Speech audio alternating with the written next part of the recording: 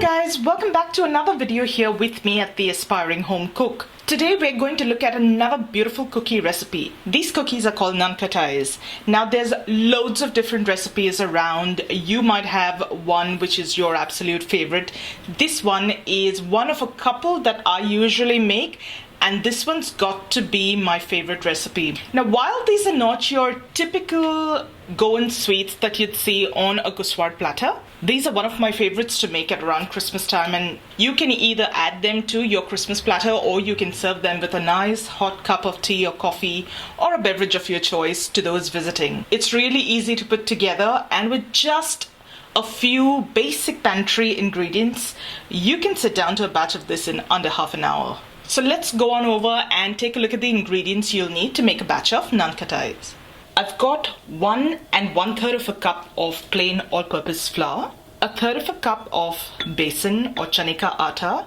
This basically is chickpea flour, which you could easily find at any Indian or Asian grocery store. 1 cup of fine sugar, superfine sugar. You can use regular grain sugar, just powder that up before you use it in the recipe. I've got 2/3 of a cup of ghee or clarified butter, and 1/4 of a teaspoon of baking soda or soda bicarb. So these are a few very basic pantry ingredients that we use for this recipe. Let's get on to making the Nankatais. Now to make my cookie dough, I'm going to use my trusty stand mixer. You can also use an electric handheld whisk or beater if you've got one. If you don't have either, using a whisk will work just as fine, but it will just require a little more elbow grease, so just bear that in mind.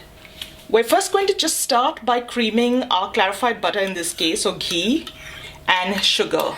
So into the bowl of my mixer goes my ghee and the sugar. And I'm going to beat this till it's nice and light and creamy.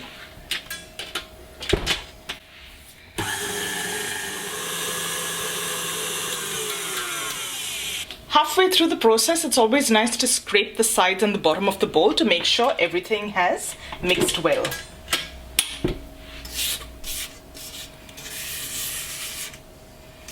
It is a really hot day here, which is why you can see that my clarified butter or ghee is almost in a molten state, but that should not be a problem at all. I'm going to continue beating this for just a little bit more now.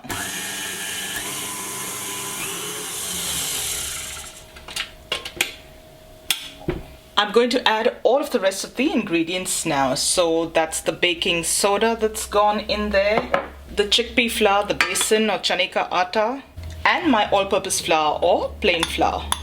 I'm going to use my spatula and just give this a very gentle mix so that the flour doesn't fly all over the place once I start my mixer. And we're going to continue mixing until this comes together to form a cookie batter.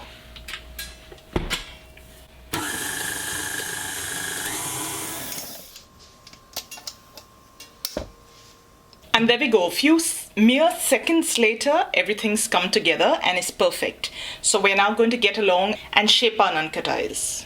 So over here, what I've got is just plain old cookie tray or baking tray lined with some parchment paper.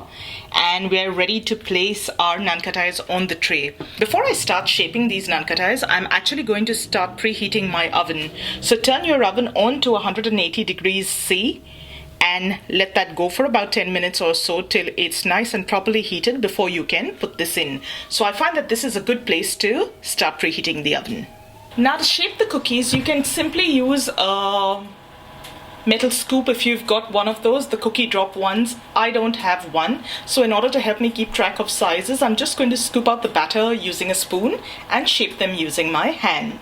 The cookie dough is a little soft at this point, but don't worry about it. It should turn out just fine. Okay, so this is about half a heaped tablespoon or thereabouts.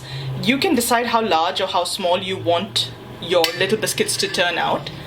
Roll them between the palms of your hands and place them on your baking tray. Don't worry about the shape and size too much because they kind of come together really well once they're in the oven.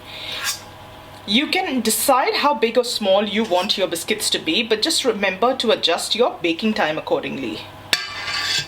And you're going to continue doing so. Just remember to have your portions more or less equal sized so that they bake evenly. I'm going to shape all of these Nankatais and I'll see you right back. So there we go, the Nankatais have been shaped. I'm just going to pop these into the oven for about 12 to 15 minutes now, or until they're done. So I've just taken the Nankatais out of the oven. They've been in there for about 15 minutes, 14 to 15 minutes or so. You just want the slightest hint of color on them. You don't want them to brown too much. You're going to leave them on the baking tray itself to cool, and once they're cool, we'll move them. And there you have it guys, your Nankatais are ready. Today's recipe yields about half a kilo of Nankatais, and you can easily double or even triple the recipe if you'd like. I do hope you enjoyed today's video guys. If you did, don't forget to give this video a thumbs up and subscribe to my channel. Once you've done that, click on that little bell icon to get notified every time I upload a new video. As always, I'll have a link to the complete recipe in the description box below. I'd love it if you could share this recipe with family and friends that you think might enjoy it. Thank you so much for watching today guys, and I'm going to see you really soon with another delicious recipe. So till then, take care. Bye.